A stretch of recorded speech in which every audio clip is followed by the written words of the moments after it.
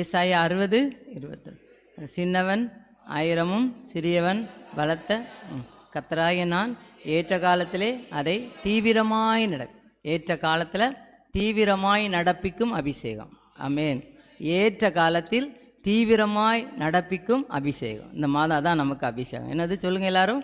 ஏற்ற காலத்தில் தீவிரமாய் அபிஷேகம். ஏற்ற காலம். அப்போ அது வரைக்கும் நம்ம எப்படி இருக்கணும்? பொறுமையாக தான் இருக்கணும்.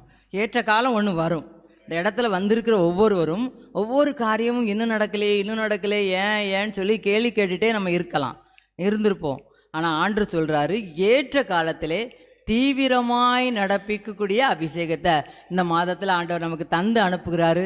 அதனால் ஏற்ற காலம் வரும், தீவிரமாய் நடக்கும்.